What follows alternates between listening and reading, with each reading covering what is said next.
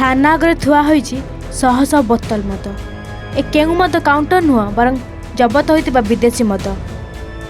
मोहरम पर्व को आखि आगे रखी भद्रक जिला प्रशासन पक्षर भद्रक सहर में विदेशी मद दुकान को बंद रखिथिला बेले किछि असाधु व्यक्ति चरमपुर एक भड़ा घरे मद रखिथिबा खबर पाई एसपी का निर्देश क्रमे भद्रक टाउन पुलिस एक टीम चढ़ाऊ करिया परे 100 लिटर अधिक विदेशी मद सह 2टी डी फ्रिज को मध्य जबत करथिला बेले एथिरे संपृक्त व्यक्ति फेरार हो जाइथिबा कहिछि टाउन पुलिस।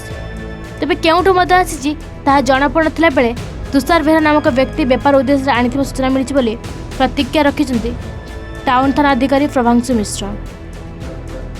आमर जिला प्रशासन तरफ पवित्र मोहरम उपलक्षे सब फरेन लिकर सब बंद अच्छी टाउन एरिया सब फरेन लिकर बंद अच्छी तार सुजोग नहीं कि किसी असाधु व्यवसायी आम चरमपार रेलवे स्टेशन निकट में गोटे प्राइवेट घरे विपुल परिमाण फरेन लिकर जबत कर रखी एसपी निर्देश मुताबक आम जा रेड कर प्राय